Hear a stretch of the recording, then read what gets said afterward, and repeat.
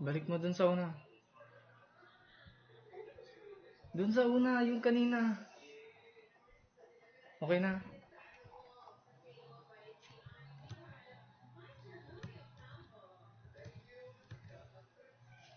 Career Planning. Steps to help create the best work of my life. Module 8 GPP 101.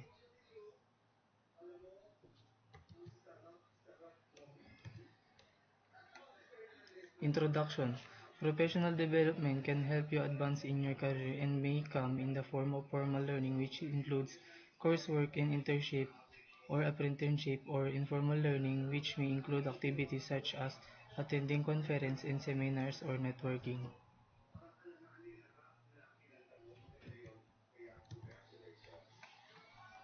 Stephanie Kincaid believes that everyone can benefit from the development of professional skills.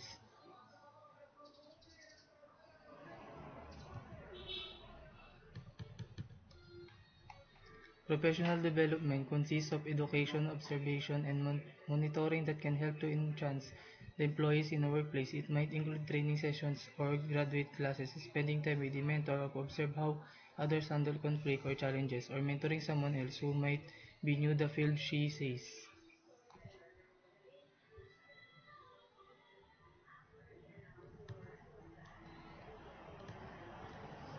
Sometimes, says Kincaid, the learning process also occurs when employees are away from the workplace, for instance, volunteering for a local organization, serving on board for a non-profit, or serving on school's PTA committee, or all ways in which employees develop professionally while not on the job.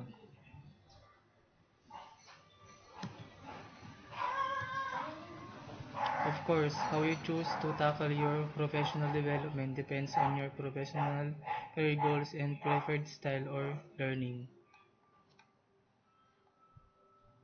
Maybe you want to deepen your knowledge in a specific area to increase your earning potential, or perhaps your industry is quickly evolving and you need to stay updated with the latest development, or maybe you're interested in taking your career in entirely different iteration and will need to learn new skills and gain recognized qualifications.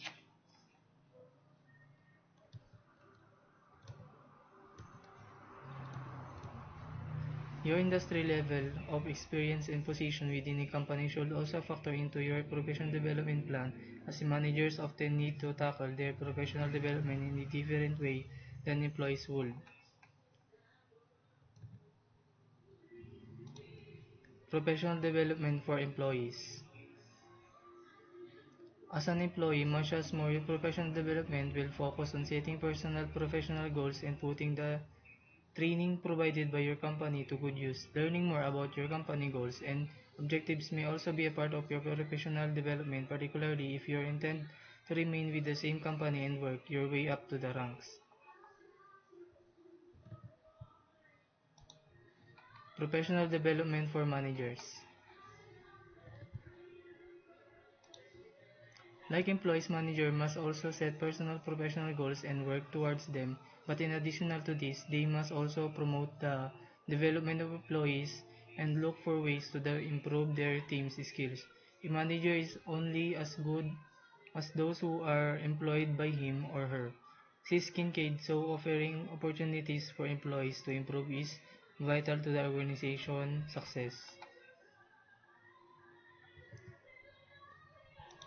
Another different pursuit of development for managers, says Kincaid, is the acquisition of skills related to the managing, such as improving communication, teamwork, and conflict management abilities. It can also be helpful for the entire team to attend personality assessment activities, as there allows both managers and employees to learn about the dynamic of the group.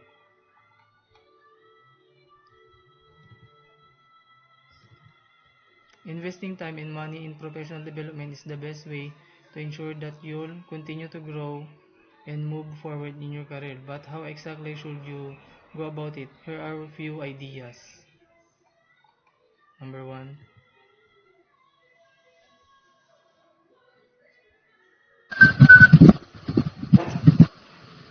See if your company is willing to support your professional development.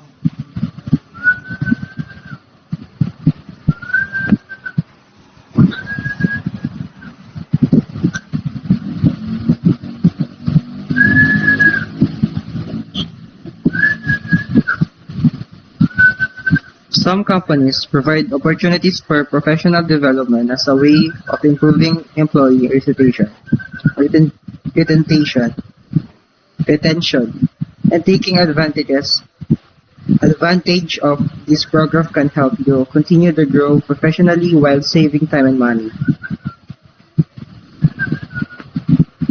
Authoring career consultant Rich Grant notes that ideally, human resources departments would serve a function similar to that of college career services offices or on campuses by helping employees find the right career fit. Whether that means helping employees find the appropriate fit inside the company or outside the company. It's in the company's best interest to achieve that proper fit, says Grant. Human resources professionals should help match employees with mentors and provide the mentors with the training and resources to make meaningful contribution on behalf of their proteges. Of course, money helps too, and companies should budget money for employees to take courses or specialized training and attend professional events. If your company doesn't found professional development opportunities and you'd like to broach to the subject with your boss, be sure to some research beforehand so you can provide the necessary information about how it will benefit the company, what sort of opportunities are available, and how much they might cost.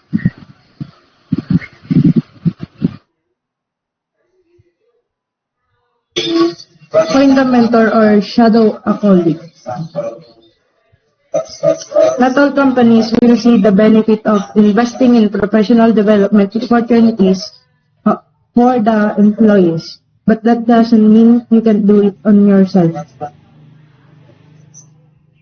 If the company doesn't support professional development, employees can do it on their own time, says Grant. Try to find low-cost or free ways to learn new things, such as taking free online courses or finding a mentor in the company if there's no formal mentor program. Think of a successful individual you know, admire, and you like to learn from. It doesn't have to be someone within. Makes it easier if it is. Find out if he or she would be willing to have you shadow them for a few hours or a week in order to learn from their experiences. Keep in mind that you don't need to follow a formal mentoring program as such.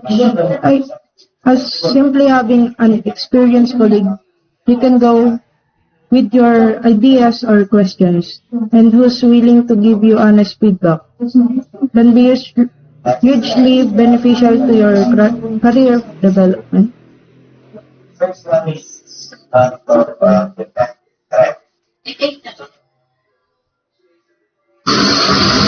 3. Attend conferences and workshops.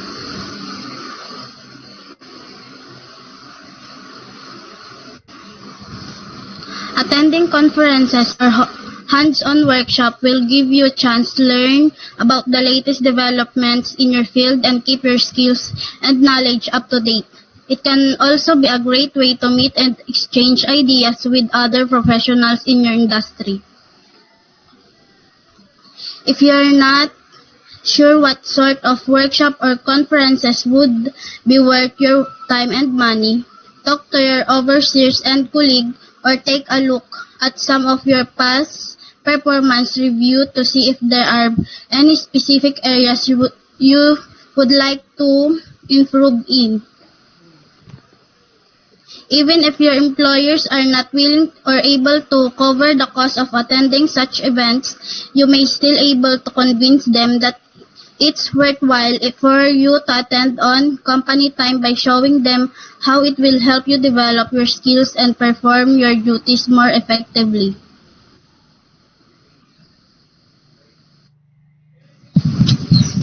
Number 4 is volunteer. Although volunteering outside of work will require a considerable time commitment on your part, it can be an excellent way to master skills you have not been able to practice in your current line of work. This can be especially beneficial if you're thinking of making a career change and want to gain some practical experience in a new area. Aside from allowing you to develop new skills for free, another big benefit of volunteering is the networking opportunities it will open up to you. Your success is not only dependent on what you know, but also who you know. And volunteering gives you the chance to widen your professional network and gain valuable references that will strengthen your resume. Number 5, join an online community. Technology has made network easier than ever before, and online communities and platforms have become important tools for professional development. For instance, joining a specific group in LinkedIn or signing up for online forums and discussion boards will allow you to exchange ideas with like-minded individuals and participate in relevant discussions, while Twitter can help you to connect with key people in your industry and track relevant hashtags to see what's trending.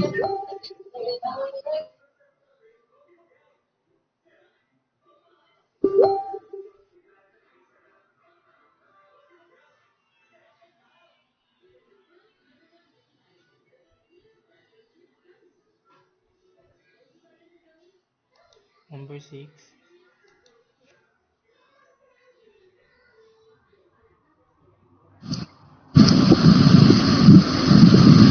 Take an online course. While it can be difficult to find the time to follow a formal learning program when you're already working full-time, online courses tend to be a lot more flexible, which make them a convenient option for working professionals. Look for courses that are relevant to your job and will help you build on your existing skills or perform your job more effectively. Alternatively, you may want to branch out and learn something completely new in order to showcase your versatility as an employee. Remember that the whole point of professional development is to continue learning and growing, so this should be your primary goal regardless of what you choose to study. Once you're decided that professional development is right for you, it's time to create a plan and start setting some goals. But mapping out your future isn't necessarily an easy thing to do. Career coach Hank Boyer notes that there are two kinds of professional growth: intentional growth and unintentional growth. Intentional growth requires a plan, while unintentional growth simply happens along life's career pathways.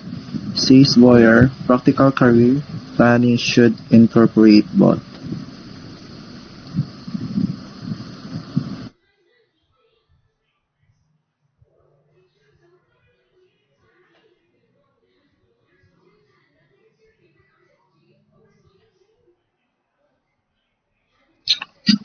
Planning and goal setting.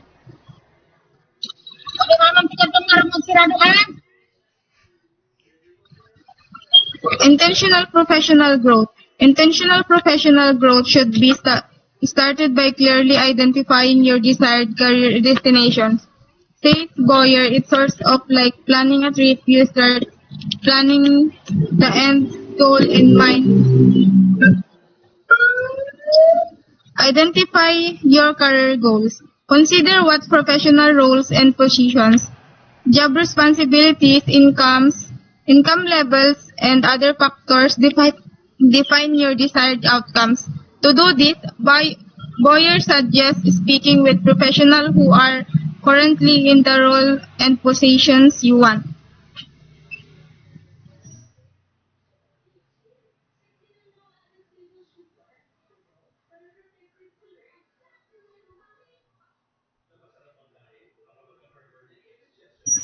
Identify your career goals. Grow your LinkedIn network.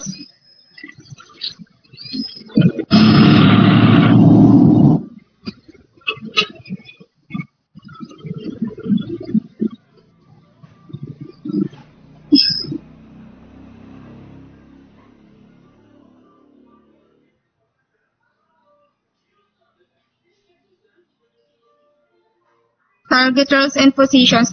Once you're connected, you can request an informal interview to learn about the positive and negative.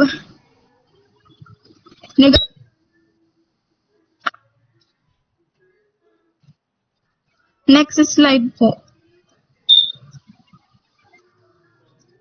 You can also explore professional organizations associated with your areas of professional interest, says Boyer.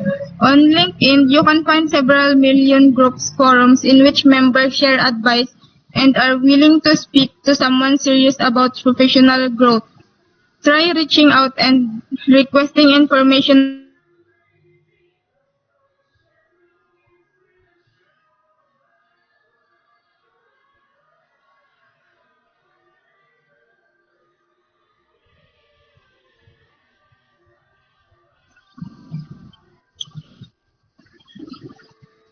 Next is clarified several careers destinations. You'll want to establish a reasonable timeline for achieving milestone along the way. Explain Boyer, and the advice you got from your informational interviews will help you set realistic timelines. Unintentional professional growth. Next is slide po. As the name suggests, unintentional professional growth isn't something you map out in advance. Unintentional professional growth involves being in a constant state of readiness and willingness to incorporate opportunities and experience as they come along, says Boyer.